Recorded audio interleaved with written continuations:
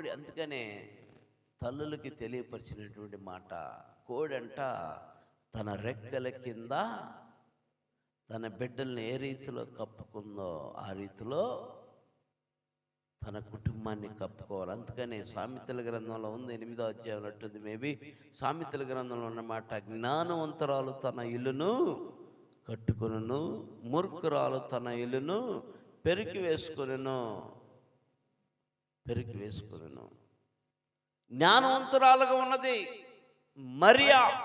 అందుకనే ఈ మరీని ఎంచుకొని పిల్లారా, మరి ద్వారా ఈ భూమి మీద అడుగు పెట్టాడు ప్రభువైన యేసుక్రీస్తు ప్రభువారు. ఆ స్త్రీ యొక్క వివరణ వచ్చేసే తలకే యోసేపుతో ప్రదానం చేయబడినదే కానీ వాళ్ళిద్దరు కూడా ఏకం అవ్వలేదు. ఆ పుట్టుకలో కూడా సత్యం పరిశుద్ధాత్మ ద్వారా తల్లి గర్భం ధరించబడింది, కుమారుని మనకి బహుమానముగా ఇచ్చింది, ఆయన రక్షకుడిగా జన్మించాడు. పిల్లారా, క్రీస్తుగా రేపు రాబోతూ ఉన్నాడు. రెండవ రాకడ వచ్చిందంటే క్రీస్తుగా వస్తాడు. యేసు ప్రభు పోయి యేసు క్రీస్తుగా రాబోతున్నాడు. కొరడాతో వస్తాడు. వస్తే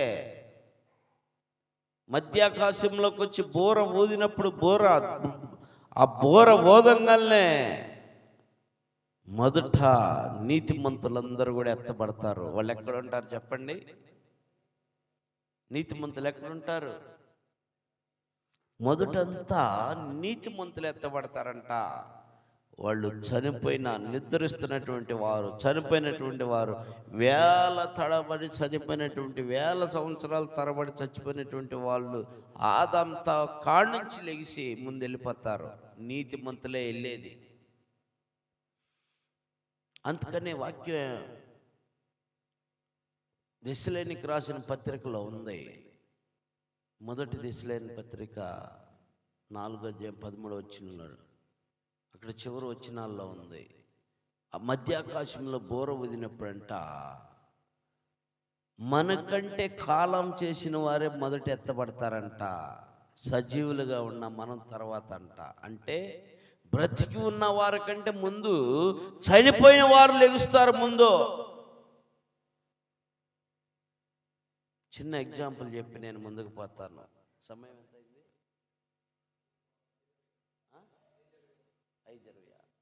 5 నిమిషాల్లో ముగిస్తా. సమయం మరి సబ్జెక్ట్ వెళ్ళిపోయింది. అయితే ఈ మాటకి చూడండి, సజీవులుగా ఉన్న వాళ్ళకంటే ఇంతకుముందు కాలం చేసిన వాళ్ళకి వినపడిద్దంట బోర. ఇప్పుడు కూడా అంతే. బోర ఆయన పిలుపు వినపడంగానే ఆ పిలుపు విని వెళ్ళిపోతారు. అందుకని 91వ కీర్తనలో ఉంది, నరులారా తిరిగి రండి అని. ఎవరినైతే పిలుస్తారో వాళ్ళు వెళ్ళిపోతారు కదా. పిలుపు విన్న వాళ్ళు వెళ్ళిపోతారు. 2 రోజుల క్రితం, 2 రోజులు 3 రోజులు, 2 రోజులేనా? శనివారమా? కాదు, శుక్రవారం అంటుంది. ఆయన జోసఫ్ గారు ఆయన సినిమాల్లో ఉండేవాడంట.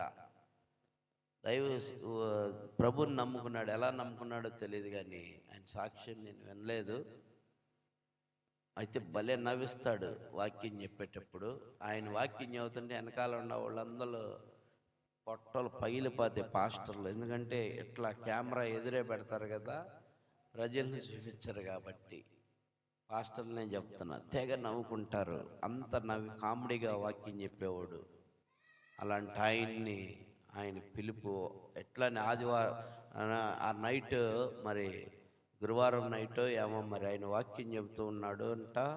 మీటింగ్లో ఆయనకి పిలుపు వచ్చేసింది. పిలిచాడు ఆయన్ని, వెంటనే వెళ్ళిపోయాడు. ఆయన వాక్యం చెబుతూ ఉంటున్నాడు, ప్రార్థనలో ఉన్నాడు, మీటింగ్లో ఉన్నాడు, పిలుపు వచ్చింది. పిలిచాడు ఆయన. ఆ మీటింగ్లో ఆయనకే వినపడింది. ఆయన్ని మీటింగ్ పిలిచిన వాళ్ళకి వినపడలా, ఆ జనం వచ్చిన వాళ్ళకి వినపడలా. జోసఫ్ అన్నాడు, ఆయనకే వినపడింది. ఆయన వెళ్ళిపోయాడు.